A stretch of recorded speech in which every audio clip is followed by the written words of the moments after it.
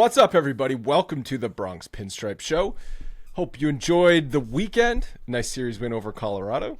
Old Timers Day festivities, which we'll talk about, which has been neutered, but hey, still got to see some old faces in the 09 team. What's up, Scott? What's up, man? I'm still hoping it comes back, to be honest. There were some, it's funny because I feel like the reporters or people were asking the guys a lot more this time about how they felt if there was no game, or because there's no game and still no game. And there were a couple of guys that were like, yeah, I'm good. But there were some people were like, no, let's play. What are we doing? Let's play the game. I want to get out there and play. It's one day. You're going to be sore for a week. It's fine. It's a glorified beer softball game. Like, what are we doing here? Like, people are... So Jeter was asked specifically if he's the reason the game is no longer happening. And he said no. Who asked him that? I don't remember what reporter. I read some article over the weekend that Jeter was asked specifically, because Jeter has always said, even before this is way back when he still played. He said, you'll never see me playing in an Old Timers Day. He didn't say you'll never see me at an Old Timers Day. He said, you'll never see me playing at an Old Timers Day. And he's saying because he doesn't want to get hurt, blah, blah, blah. Who knows? He's one of these... He's weird, okay? He's very weird, and I think just like when he was done playing baseball, he's done playing baseball. He's never picking up a baseball again. Like, that's just like he compartmentalizes that way. But so he's asked... He's particular. Whatever it is, particular. He was asked, are you, like, did you get the Yankees to axe this thing? And he's like, absolutely not. I don't have that kind of power. And it did get cut in 2020 during the COVID season, or after 2020, because the 2020 season was... fake baseball with no one in the stands. So they didn't have an Old Timers Day. But then 2021, when people were back in the stadium, they didn't have a game. Again, I don't know how you're like, oh yeah, we can have guys come and be in the clubhouse together and go out on the field, but we can't play a game because that's too risky for COVID standards. Okay, whatever. They just wanted to cut it. Funding. I don't know what the hell is going on here. Bring it back, because I liked seeing the guys run out there and sit and everyone getting announced, but I want to see them play. Come on. 100%. It's fun. It doesn't matter if they're good or not. That's the whole point. You just want them out there doing the thing, going through the motions. Even Willie Randolph, they were interviewing him, who I love, was talking about, that he could get out there and still throw. He could still turn a double play, is what he said. Sure. Might have to get someone to run for him, but he could still throw the ball.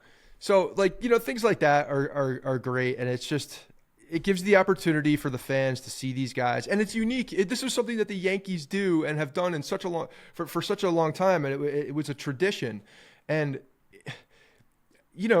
the Yankees are rooted in tradition, for God's sakes. Like, taking something like this away, it just becomes another, glorification of the teams that won in the 90s. And now with 2009 as well. Because that, for a long time, if you remember, when the teams were bad, they're like, how can we bring back any of these teams and make a day about it, so that people come back? And Jeter, for a long time, like you said, wasn't going to be coming back for the Old Timers game, but he'd come back for like a celebration of one of the teams. Well, no, he didn't, though, because in 96, you're right. He didn't go back to the 96 but he was involved with the Marlins, right? At that point? Yes, he was. 2016 was the first year this started to really happen, because the team was obviously not good. We went to that 96 celebration. That was the same. Wasn't that the same weekend? Was that the same? That was the Steiner Sports thing that we interviewed a bunch of. But was that the Judge weekend? No, because that was A-Rod retirement. They wouldn't have done all of that on the same. Maybe it was. Logan, can you look up the date of the 1996 World Series celebration in 2016? If it was August whatever, the same day Judge came up, then we were there. But we were definitely there. I can't remember if it was the same date or not, because we did the Steiner Sports thing when we got to interview Pettit and Tino and all those. That was an awesome event. But that was the first year, because the team was bad, but the team got good after that very quickly. Like 2017, they were relevant again. Did they do a 98 thing in 2018? Probably. I don't think they did a 1999 thing in 2019. I can't remember.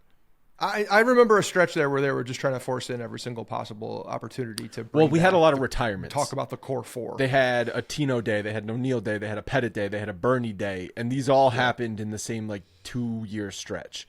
And Jeter was not there for any of them until 2017, when he came back for Derek Jeter Day.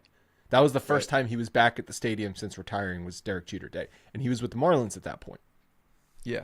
I think it's funny and ballsy for someone to ask Jeter because everybody who wants to ask, everybody who has the opportunity to ask a question does want to ask this because they do know, everybody knows that he does have the power. And if the Yankees had said to get Derek Jeter back to Old Timers Day, if it's like, maybe if we don't play the game, we can get Derek back here. And like anything we can do to get Derek back here is what we should do. So whether he said it or not, I would not be surprised if that were, if that was in consideration. Of course, he's going to say, no, I didn't do it. Because that's what he does. That's how he acts. He and Judge have the same things. Like, again, like the more I see them, the more I hear them talk, the more I hear Judge talk, it's like he just takes a page out of the Derek Jeter playbook from for how to speak to the media and how to play down things. Because very if uncomfortable when that curtain call came. If Jeter was there and they played a game and he didn't play, it would be a story.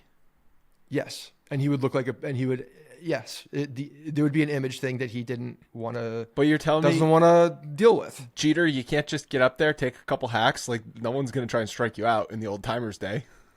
Yeah. Well, unless it's like, Mo or Pettit, one of those guys, I bet they would. It would just be fun. I believe that it was all the same day. Wow. August. What a day. What a day in Yankees history. August 13th. Yeah, that was it. They did oppressively hot. A-Rod retired the night before. Ceremony. Judge came up. Yeah. Wow. It was a changing of the guard. It was like an official changing of the guard for getting rid of A-Rod, eating the rest of that contract, and then Judge coming up and hitting a home run back-to-back with Tyler Austin. I wrote down some other thoughts from the Old Timers Day as the guys were getting announced. I just noted some things. So, well, first of all, A-Rod said he was surprised he got the invitation. That's a classic A-Rod line, but I'm also a little surprised A-Rod got the invitation. And I don't think he would have gotten it if it weren't for everyone on the 09 team getting the invitation because Eric Hinsky was there. So literally everyone on the 09 team definitely got an invitation, but Melky wasn't there. Where was Brett Gardner? Why is Brett Gardner not at Old Timers Day? As someone, he's got farm shit to do. As someone who has said, don't retire Brett Gardner's number, dude should definitely be at an Old Timers Day. Yeah, I don't know. There could be a little bit of a saltiness with him. I don't know. Why? I don't know. He played quite a long time. But he was also just similar to Bernie, it just kind of disappeared and then stopped. No, stopped. I'm not comparing them as players, but I'm saying that it just when they were gone, they were just gone. It was just that was it. There was no... Bernie got legitimately kicked out, okay? Brett Gardner hung on for probably 3 years longer than he needed to be. I know, but I'm talking about the way that they faded into oblivion for a little bit after they left the Yankees. Because Bernie did the same thing. I know he started his music career after that. He wanted to keep playing in the Yankees. But it took a little while. The Yankees told him, we don't want you anymore. And Bernie wasn't about to go play for some other team. Right. Brett Gardner, I'm sure he would have kept playing. But we haven't heard a damn thing from him since he stopped playing. He got in his truck, drove in silence down to South Carolina, and has been there ever since. 5 years or whatever it's been. Yeah, so that's where he is. He's on his farm. So O'Neill's definitely still in game shape. Girardi's in game shape still. Mariano, I'm tempted to just see if he can come out of retirement for the stretch run here because he's got to be still better, more effective than Clay Holmes. Even if his cutter's only 84 miles an hour now, I trust him to get more outs than Clay Holmes. El Duque didn't get... I don't think his cutter is going to be 84 miles per hour. What is it going to be? 91? High 70s. Oh, high 70s. Okay. Yeah. I feel like if you give him a couple months to work back up, he can get into the mid 80s. El Duque didn't get a loud enough ovation. And I think this is a generational thing.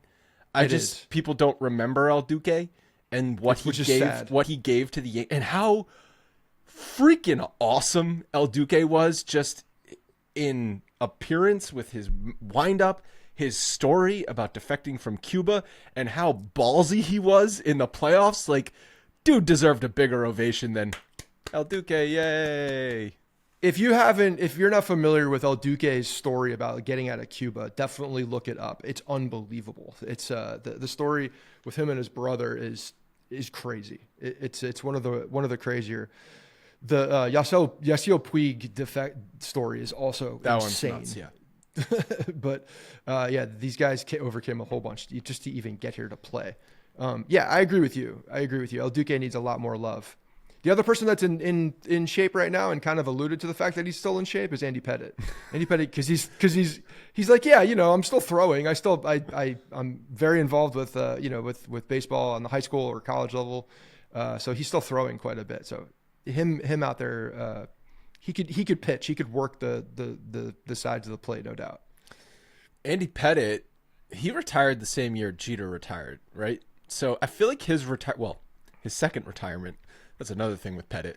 His second retirement went a little bit under the radar because Jeter was getting all the attention. Yeah. Well, I mean, pick your spots. You know that's going to happen. Another thing about El Duque, so he was on the 04 Yankees because he left the Yankees then came back for 04. He got hurt. I forget when he got hurt, if it was in early in those playoffs or late in the season, but he was not able to pitch in the ALCS against the Red Sox. I believe if you have El Duque, who is pitching well for the Yankees in 04, if you have El Duque instead of John Lieber or Kevin Brown, you're not blowing that series. Yeah, probably not. Because he was nails in any clutch situation. He just would have kept it a game. Nails. It would have been a game because he went to the White Sox the next. Was it the White Sox the next year? Yeah, he went to the White Sox the next year and was a stud in the postseason for them on their World Series team. So he could. He was probably 48 years old. He's probably 80 years old right now, for all we know. And he was still nails. The beautiful thing about him was that of the people that I watched play baseball and pitch on a mound, there's two people that come to mind with like the best pitchers I ever saw in a Yankee uniform while I was growing up, and it's El Duque and Andy Pettitte. I think the two of them were just craftsmen with the baseball on the mound, and El Duque especially, just because he was, for everybody who knows Nestor now, he was doing things that Nestor, maybe not to the same extent with the hesitations and such, but he did a lot of different looks, and the leg kick is iconic. He was special. He was so much fun to watch. He legitimately had like 5 pitches. Yeah. Like good. 5. Like he was a 4-seam fastball, 2-seam fastball. He had a changeup, he had a curveball, and he had a slider, and he threw all of them. Yeah, his slider would wipe you off the map. Thing was very left to right. deceptive. Yeah, he was great. So much fun to watch. Yeah. You put some stuff. So you're on the Posada for manager bandwagon. Where's this coming from? Where's it coming from? It's coming from, I think catchers make the best managers. There was a lot of love that was given to Joe Girardi. Ex-third baseman broadcasters don't make the best managers? I thought that's who made the best managers. No. I mean, if we're going to go for folks that have never managed in a baseball game before, let's go to Jorge. Jorge's been involved with spring training for a long time. Did some stuff with Jeter. I don't know what he did down there, but did some things. He knows the game very well, in and out. And, he's got a chip on his shoulder. The fact that he's been disrespected in his post-career with the Hall of Fame voting, I put up on Twitter about like the atrocity of him not getting more, like, didn't make it off the first ballot. Didn't get enough votes. Didn't get 5. I think it's 5% to remain on the ballot. I think he got 3.9 or something like that. That's the biggest horse shit ever. Insane. Now you could compare him. I was going down a rabbit hole looking for catchers in the Hall of Fame where I could find better numbers. You got to go further back. There's no doubt about it. And there are some guys that have been put in by the Veterans Committee. But he's right there, man. He is right there. What I haven't done, which I probably should do, is look at other catchers who have not made it that have similar numbers to Jorge, because I'm sure there are some guys that I don't think there are. Jorge Posada, we've talked about this 1,000 times. The 2000s, so call it 2000 to 2010, he was the most productive catcher in that span. Now, that's a little cherry picking because it's like, well, Piazza went from the mid 90s to like the early 2000s, and then Mauer came in the mid 2000s. So like, but okay, there's a 10-year period where as a starting everyday catcher, you were the most productive player at your position. Now, he's not a first ballot Hall of Famer. I'm not arguing it's a no-brainer, but less than 5% of voters even thought he was worthy enough. Like, what are you looking at? The guy has won a long career. He played for a long time and was a catcher the entire time. Didn't have a lot of days off. And I think what the biggest thing is that he gets killed for his defense, or the lack of defensive awards. I think that was the reason. He doesn't have a Gold Glove, and I know that a lot of people are looking at Gold Gloves when you have a truly offensive player at a regular position, and they don't look at it as much. But for catchers, for whatever reason, they're looking at it a lot more. Even though he was prolific, and he did it in an era that was just riddled with steroids, didn't wear batting gloves, pissed on his hands like we talked about last week. Verdugo could learn something from him. So there's just like, and the fact that he's got the championships that he does have, he's got Silver Slugger awards. Like he's got awards that are very meaningful in the way that you played the game. And I just think his leadership, the fact that he was a rock on those teams that were some of the best teams that ever played the game, goes completely unrecognized to the extent that they did. And then the fact that he was off the ballot after the first time and the conversation stopped, along with everybody else who was on a ballot for the first time that probably wouldn't even deserve the paper that the ballot is printed on.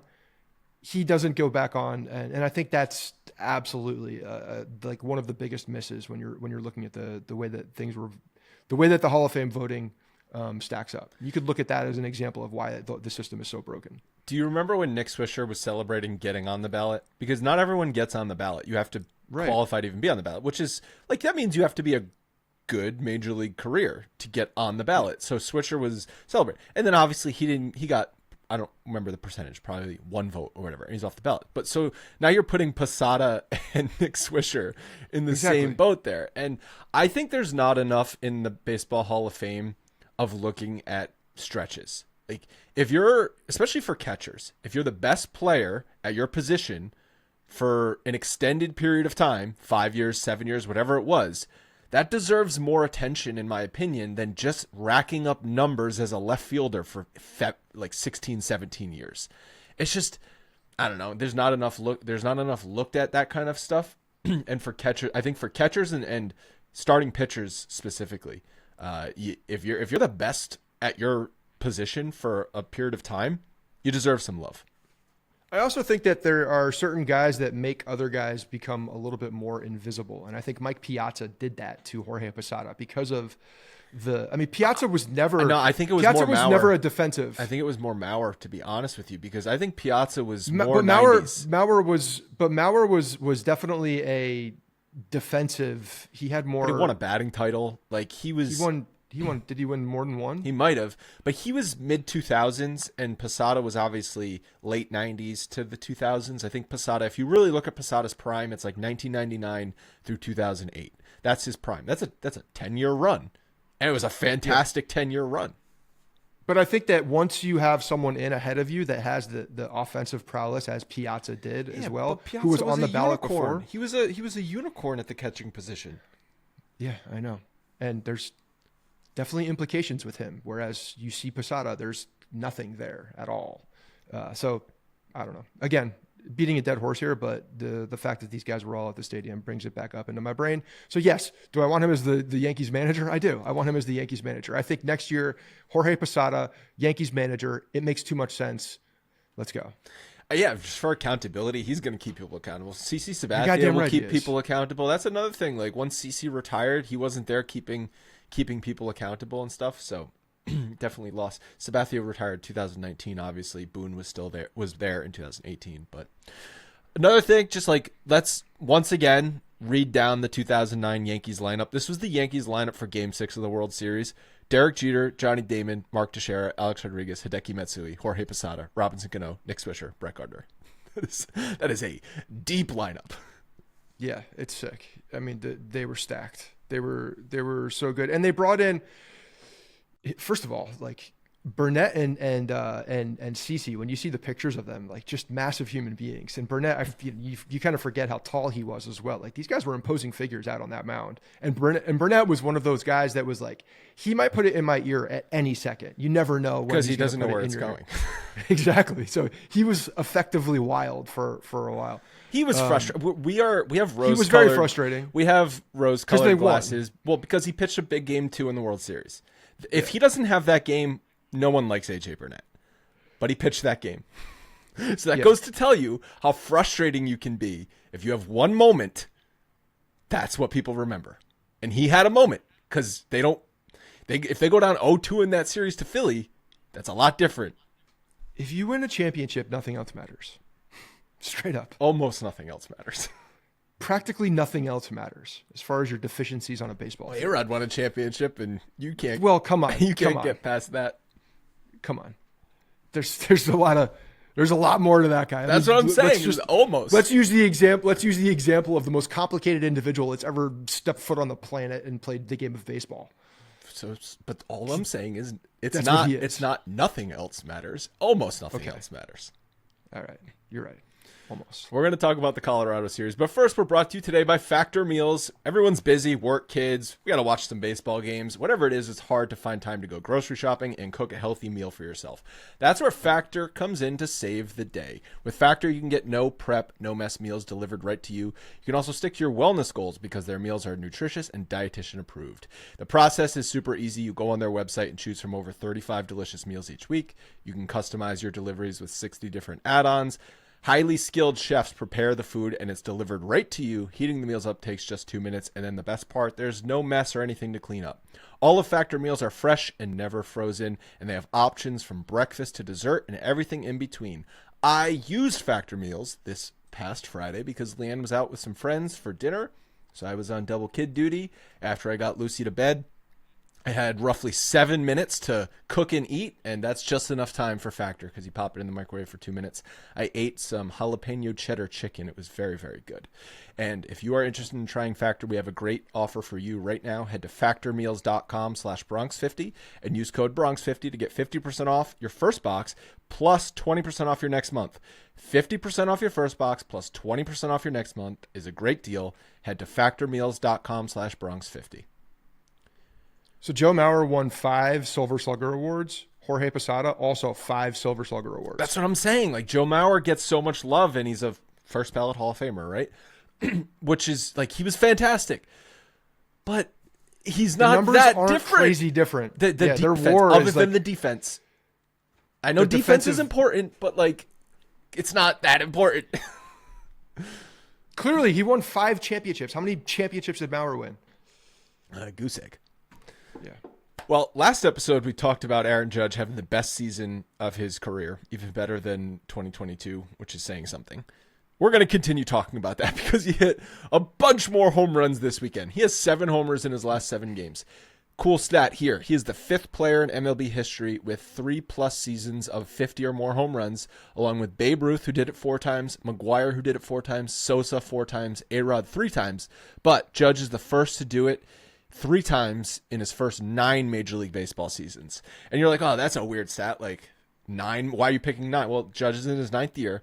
But if you think about that, it's like, oh, like, right, McGwire and Sosa, they did it in like their 13th, 15th MLB seasons. Why did they do that so late in their career? Interesting. Judge is on pace for 63 home runs. I was running some errands over the weekend, so I had Susan on and whatever nerd she was with. And she was talking, she was complaining about how she hates pace numbers. Well, you're telling me Judge, he hit another home run, so now he's on pace for more home runs. What's the point of pace? I found myself yelling at the radio because I'm like, Susan, pace is telling you what, if he does the exact same thing, same rate of home runs that he's done so far, where he will finish. It's not saying he's going to finish that, but she just could not. She knows what it means. She knows what it means, but I agree with her. It's like saying this. It's like the percentage of the for the playoffs it's that not. they do in in April. Yes, it's not. Look, I understand that the pace is. I'm not. Don't you want to know what he's on pace for? Yeah, it's fun. Yeah. It's fun to track it. That's the biggest thing with him, especially this late into the season. If you start talking about pace in June, I'm like, stop talking to me about pace, which a lot of nerds do that with like percentage for the playoffs. But again, like you start throwing percentages out the window when you hear he hit 7 in the last 7 games. So what's that pace? Well, no. So his pace, but his season long pace probably in the last 7 games went from 53 to 63 or 54 to 63 or something like that. Yeah, but that's also including a dog shit April. Yes, of course. It includes everything. And if he doesn't hit a home run for the next 3 days, his pace will go down. Yeah. look, I understand what Susan's saying. I get it. But at this point where I disagree is I think it's fun to watch because it's like, it does put a lot more pressure on the player, but it's just fun to watch. And I don't think there's pressure anymore for him because he's already broken the Yankee record. He's not going to hit 74 home runs. He's not on pace for that. So 7 out of the last 7 games he is. Fine. If he hits a home run the next 7 days too, then maybe he'll be on pace for Bonds. But I don't think there's any pressure on Judge anymore because if he doesn't break the record, he still has the record. Yeah. The crazy thing is when you're looking at what April could have been if it was just average, he would be close to Bonds. How many home runs did he hit in April? Logan, can you look up how many home runs did he hit in April? Because I know he didn't have a good. I mean, compared to his last 5 months, I was looking at it the other day. He still had an over 800 OPS. I was gonna say it wasn't terrible, and I still think he hit some home runs. He just wasn't getting a lot of hits. He had 6 home runs and he had a 754 OPS in March and April. That's not that's great. Including March. In March, he was like an offer. So what, 2 days in March or whatever? Yeah, but it brought it down because I'm pretty sure in April he has over an 800 OPS. So 6 home runs is not a lot, obviously, because to hit 60 home runs, you got to average roughly 10 or 11 a month, and so 6 is way under that pace. Yeah, that is a good point because they played 4 games in March and he had 4 games, 2 hits. Yeah. So if you just do April, then. But when people say bad 6 April, home runs in April and 220 average, 811 OPS. When people say bad April, they mean also March because it's from the start of the season through April is what they mean. Sure. I like clean numbers, and clean numbers tell me what is what. And yeah, so anyway, bottom line is if he hit 10 to 12 home runs in that stretch, then yeah, we're looking at potential Bonds territory, which leads me to believe that it's possible that he could get there. Yeah, I mean, he would have to be locked I'm not saying in. this year he has to get there. He can get there, but yes, he could get there. I mean, it's but it shows you how hard it is. He can't slump 100%. at any point, right? Which is really difficult to not slump at any point for 6+ months as a Major League Baseball player. Well, also you have to reduce you can slump a little bit because if you look how many walks that Bonds had, how many at-bats were taken away from him essentially. Not in 01. Not as bad. It wasn't as bad in 01. It wasn't as many in the No, because that was the first time. The year after. 01 was really the first year of like big steroid up Bonds. Like late 90s, he probably started juicing a little bit, but 99, 2000, he was really good. Peak cycle. But then like he kicked those cycles into overdrive in 01. It's like growing a fruit tree. Year 1 or 2, you don't expect very many fruit, but year 3, you should be getting some ripe apples and peaches depending on where you are. Let's just put it this way: cycle. You gotta put your time in. Before the 2001 season, the San Francisco Giants equipment team had to up the size of the hats and helmets for Barry Bonds. They were like, "Whoa, double XL now." Okay, let's go. Number 2 positive, which I'm gonna spin into a negative. Gleyber Torres has had a good stretch. We talked about his August last episode, but he had another good weekend. On base a ton, which is huge ahead of Soto, Judge, and Stanton, because got to lump Stanton in there as well. But if you look at his last 30 games for Gleyber, which is not a small sample size, a 355 on base percentage, only a 387 slugging percentage, and 742 OPS, which is not fantastic, but that's far and away better than he was all season up until that point. And then isolated to his last 7 games, it is a 917 OPS. Yeah, I mean, the biggest thing for me is that he's walking. He's got much more patient at bats, and he's doing his job as a leadoff. I think, look, I said this last week, you got to give credit where credit is due. He's done a very good job in the leadoff spot. He has, and he's given them exactly what they needed. Some stability at that leadoff spot, and the walks, honestly, are a little surprising to me. So I'm liking the in-season growth from this. And, I mean, look back. You want to know what I noticed yesterday? I don't know if anybody else noticed this. I'm sure people did. Since the benching? When he hit that home run, but when he hit that home run to left field, it was a very similar shot. Oh. He hit a line drive to left field, and as soon as he hit it, it's like, oh, I got to run. It's like almost an immediate thing, and then he started running down the line pretty much out of the gate. I hit ball. I must run. Well, So- you could almost, there was almost like a click. I felt like I could see the click. So it It's was like, still oh, wasn't shit, run. instinctual, is what you're saying. But this is old dog learn new tricks, even though young guy. Glaber good. Dumb again. dog Glaber learn good. new tricks.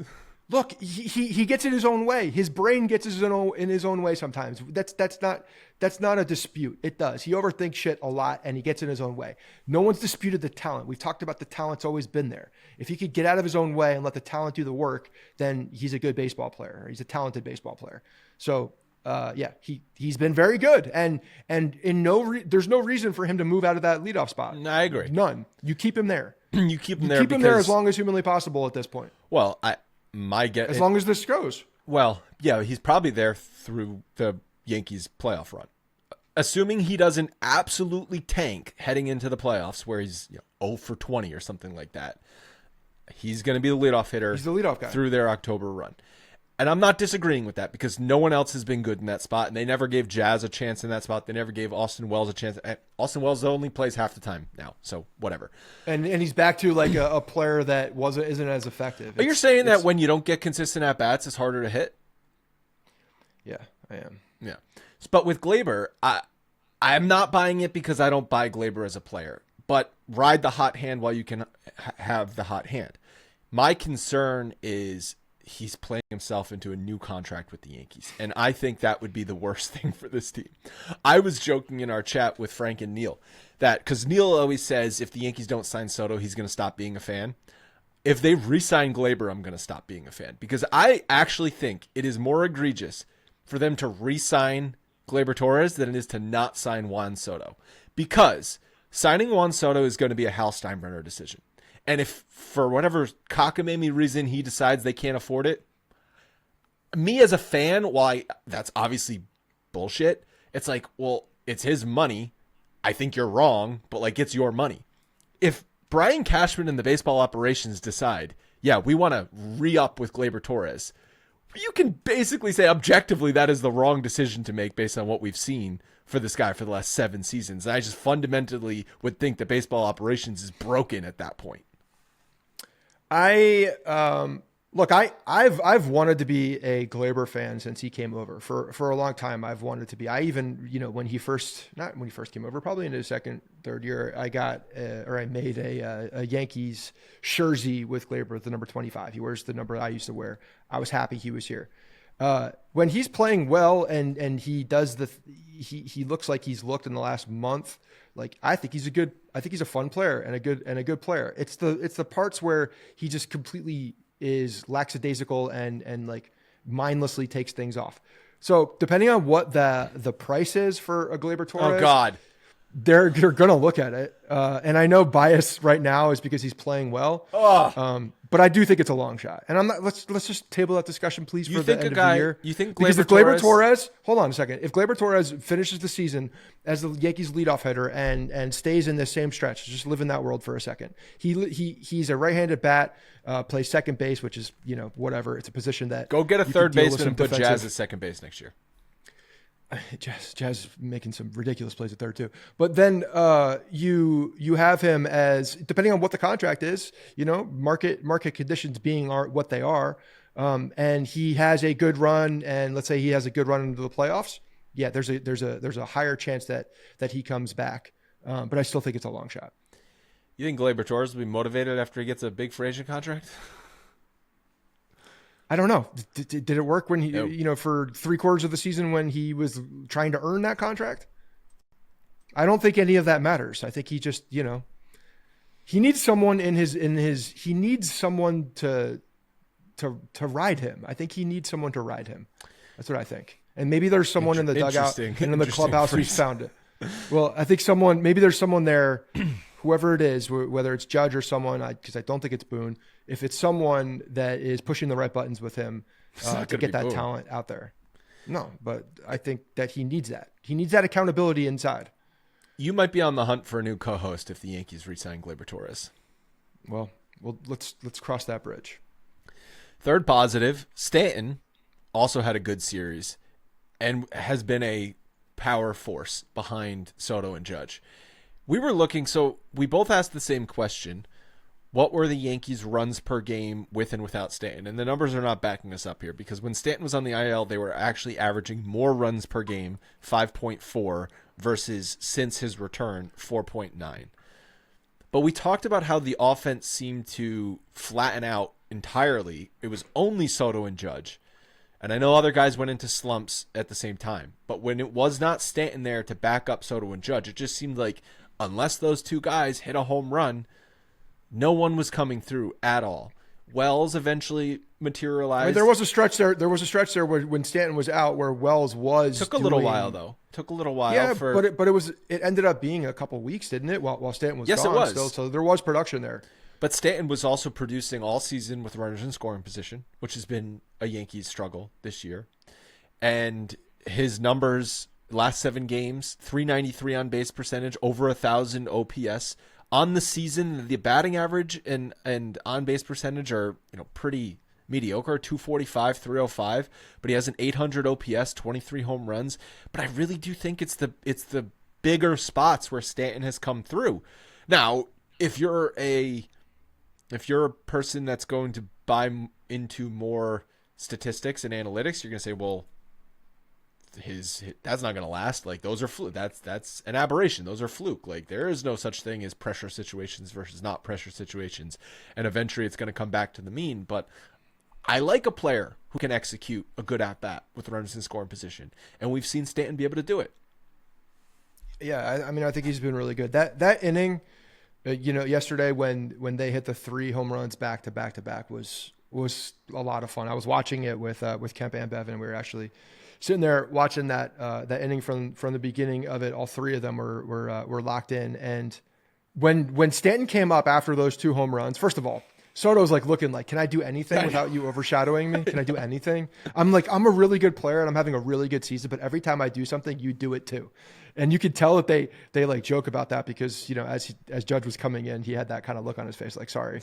And when Stanton was up and got to it, I'm like, if you throw the ball over the plate, it's going to get pulverized. I promise you. And I was telling Kemp, I'm like, if this guy goes over the plate, Stanton's going to hit another home run. And then sure as shit, 2-0 count, he leaves a ball over the plate and Stanton just mashes it. And goddamn well, Jazz was trying to hit a home run as well, because at that point, you're just trying to go deep. Was Volpe trying to hit a home run too when he struck out?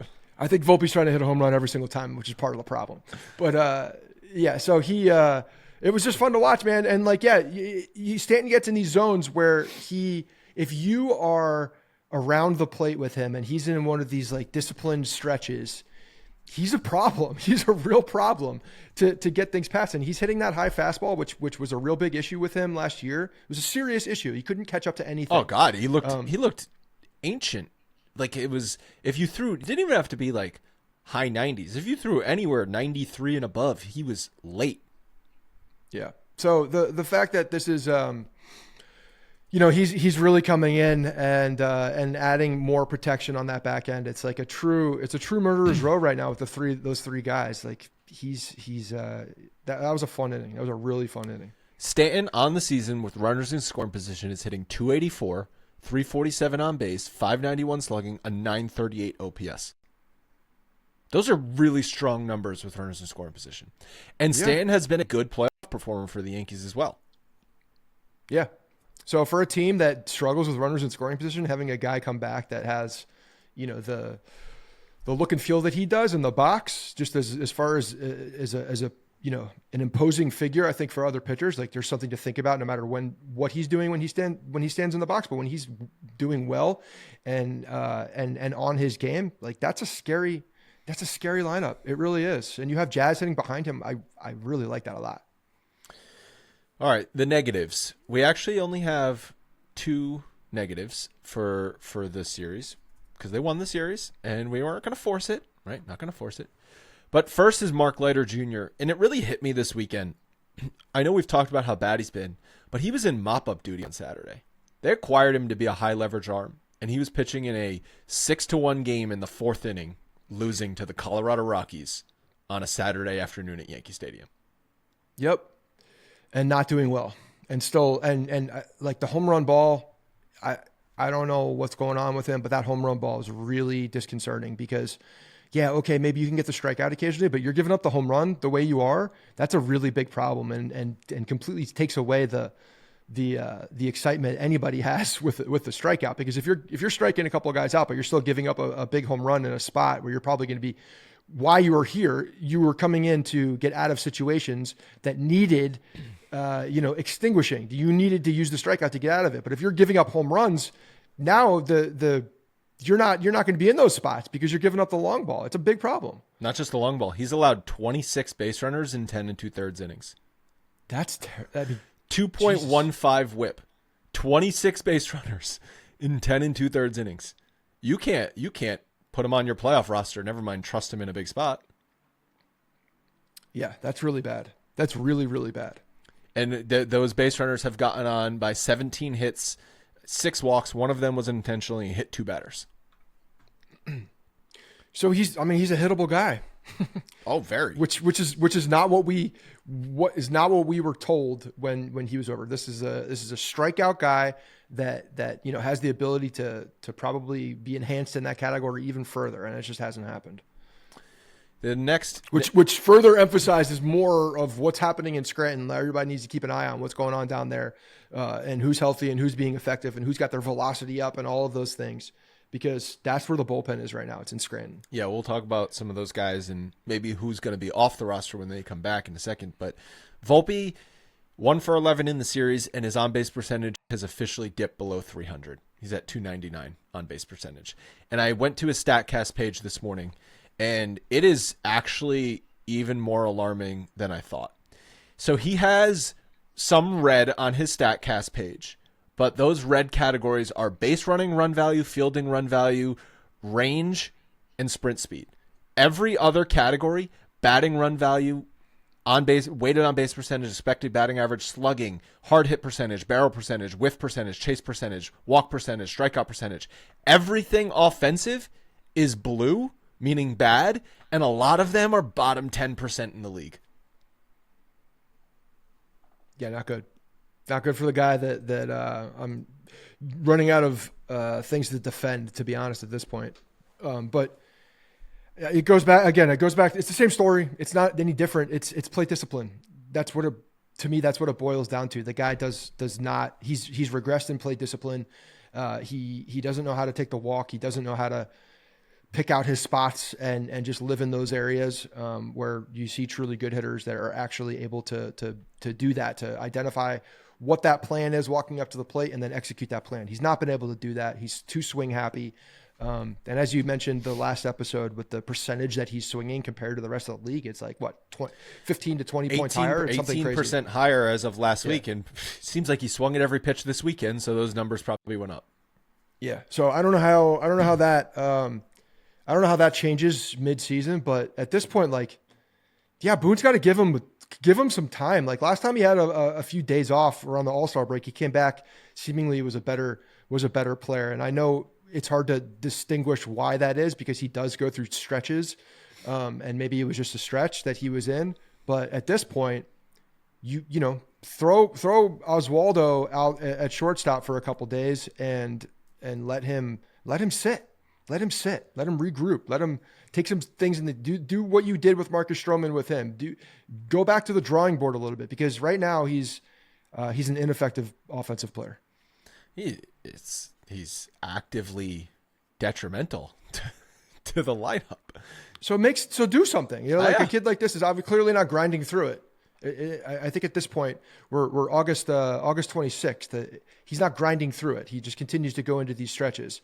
And it seems like the good stretches are getting much shorter. So you need to. When's the last good stretch he had? Was the post All-Star break, a couple weeks, right?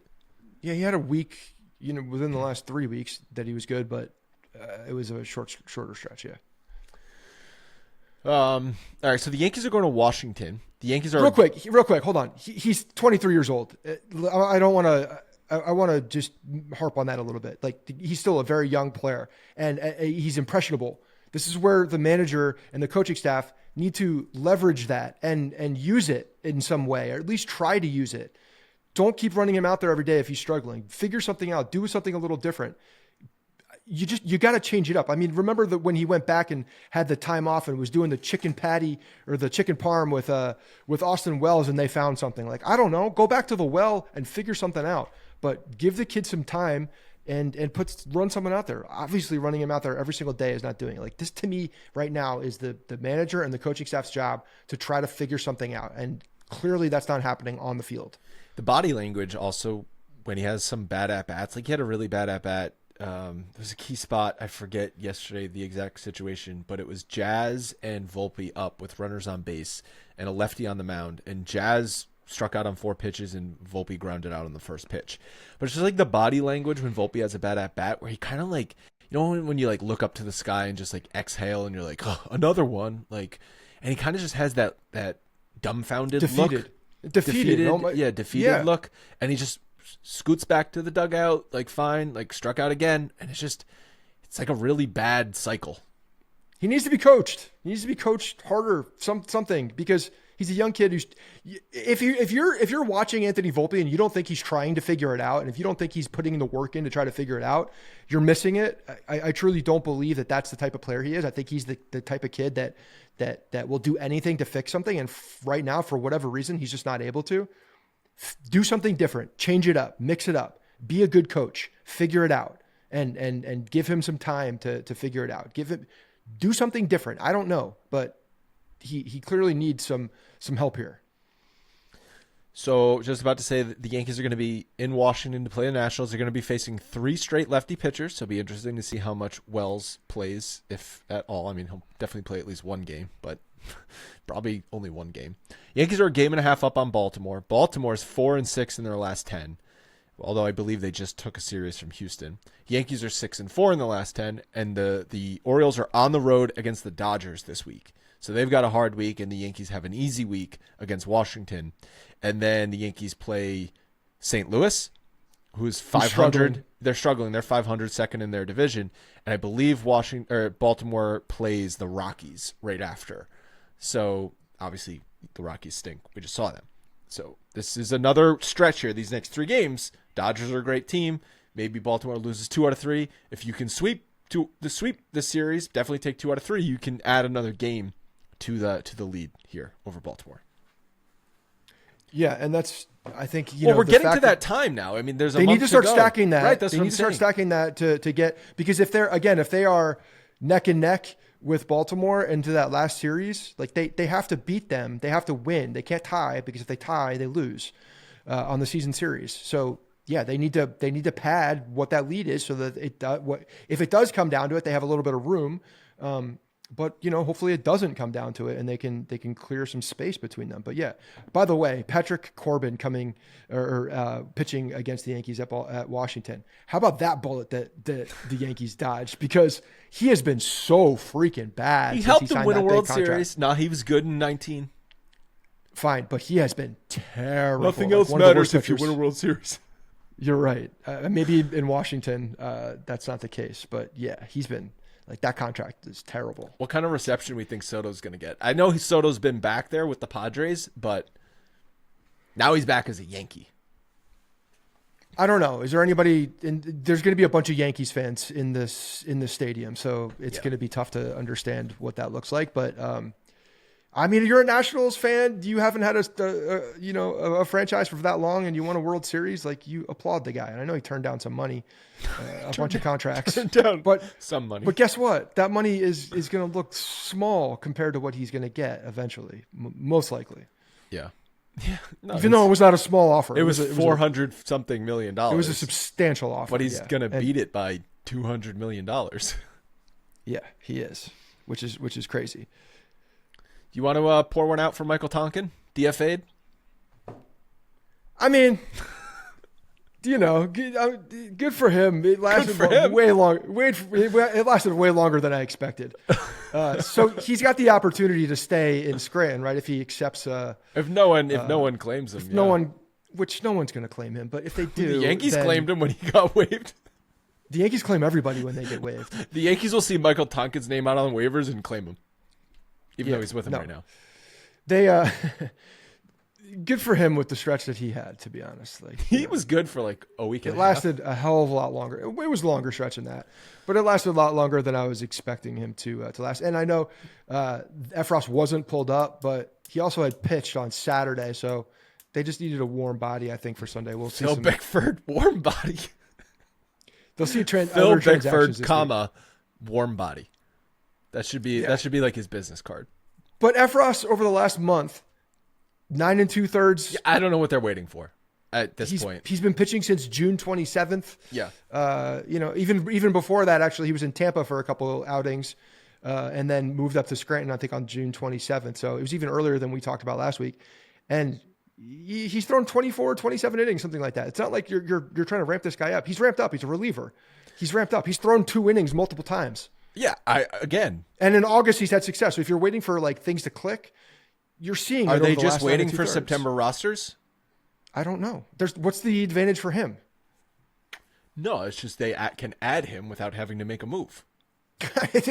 There are clear moves. There's a lane. There's a lane. I don't know. A lane. There's a lane. The lane was jammed. Phil Bickford. Traffic jam in the lane. Phil Bickford. Warm body. Can't get him out of the way. Yes, but between Efros, Hamilton, and then maybe Lou Trevino in a couple weeks, and obviously Clark Schmidt, that's 4 pitchers. 4 pitchers you're going to be adding to this roster. And Luis Hill. And Luis Hill right, back. and Luis Hill. Yes. So there's a lot of... Well, that's easy. That's Will Warren. Like, that's a swap. But yeah. Yeah, but Will Warren is, depending on what happens with Clark Schmidt, what is Will I don't know. Warren? But if you've got... If Hamilton, Trevino, and Efros are pitching well, like, where's Will Warren? You're not going to have Will Warren in the bullpen, too. That's a lot of ifs. Like, Hamilton has not been what we thought he was after the first stretch of him with what's the name of that pitch that he throws? The Schlambino. That lasted for a while.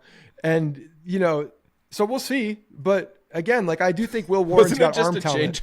Wasn't it just a changeup? It was a weird changeup. Yeah, it was a weird changeup. It's like this. It's like calling the slider the sweeper. What is it with making up new pitch? Like, that's a slider. That's a changeup. Like, we don't need to reinvent the wheel on these pitch names that have been around for 150 years. Well, they're also calling 2-seamers sinkers. So there's a lot of things. But there's always been a 2-seam fastball and a sinking fastball. There's always been those distinctions. There have been those distinctions, but they're getting blended now because the sinker the 2-seamer has become a sinker. Clay Holmes throws a 2-seamer. It's like there's not a ton of sink on it. It's a 2-seamer. Anyway, what did Greg Maddox throw? Sometimes there's a 2-seamer. What did Chin-Ming Wong throw? A 2-seamer. Cutter. He threw a sinker. What were we just saying? You just threw me off completely. Oh, Will Warren. I do think Will Warren's got arm talent, and I would like to see what it looks like in the bullpen because he's not a starting pitcher right now. Clearly, I would like to see what he is in the bullpen. I just want to see it because he's probably the most talented arm they have right down there right now that's available for this type of thing. Let's see what he can do in the bullpen. So shorten him up because he's not a starting pitcher. There's no point in going out there as a starting pitcher because he just throws 3 innings anyway. Shorten him up. See what he can do in 1 inning. I guess. Yeah, and I guess you got to throw shit against the wall right now. You're going to wait until Schmidt's back. Okay. Because they need a body to. He's not stretched out right. He's not stretched out right now. So he could go 5 innings if everything's perfect. He went 5 innings against Philly in his first start. Pick up X name player from Scranton Wilkes-Barre who's a starting pitcher and put him in the same spot and put the guy with the arm talent in the bullpen and see what happens. You're not going to get much worse as starting pitchers. So who's that really short guy that's out there who came up and we're like, what's going on here? Is this like, is this another one of those little league things? What was that? It's like 5'2". It's like 5'2". Because on TV we both had the same reaction. We're like, that guy looks small, and then they showed us like 5'6". You're like, oh yeah, he's really. Marcus small. Stroman makes him look like a. I forget what that guy's name was. That was this season or last season? God, it was this season. My memory. I'll get his name in a second. Shot. Okay. That's going to wrap up today's show. As Scott, if you can get it in the next 30 seconds, we will say it. And if not, then we're going to have to wait until next episode. You know how long it takes me to find anything. Have you gotten your phone unlocked yet? Yep, unlocked. We're unlocked, and we got. Oh, I'm gonna get it. While Here we Scott's go. looking for this, don't forget to submit your mailbag questions at info@bronxpinstripes.com. After the Washington series, we will be doing mailbag questions again. It's a 3-game series against Washington, Monday, Tuesday, Wednesday. So Thursday morning, we'll probably be recording our next episode. And that is when we'll be doing mailbag questions. And that is much as I can talk about mailbags as Scott continues to try and find Short Guy's name. Have you found it yet? The problem is that when you go to roster, he's not on the current roster. So now I have to go to statistics because those are all registered in this year. And it's team and pitching statistics. And it's not happening because the MLB app is asking me to verify that I'm a human. Oh, mine did that yesterday. Yeah. So no, I'm not going to get it. It's like, really, MLB app? 5 months into the season, you want to know I'm a human? Okay. Yeah, exactly. At this point, Do that in first time I open it in spring training, not August 25th. Thank you guys so much for listening. I'm going to keep talking because I'm going to find this stats thing here for the. No, I'm just kidding. I'm not going to find it. It's not going to happen. Maybe Scott will tweet it on Bronx Pinstripes Twitter. Was it Dennis Santana? No. Was it? I have it right here. Josh No. No. Machowski or whatever. It's a really easy name. I can see his face. What are you looking? No, it's not Cody Petit. What are you looking at right now? I'm looking at every player that's pitched for the Yankees this year, I believe. This is riveting. Now we have to find it. I'm looking at this too. Are you sure it was this year? I will read you. 100% this year. It's 100% this year. That's the thing. It might have been last year. It's not. It's this year. I promise you that. How many Why games are do you these? think he pitched?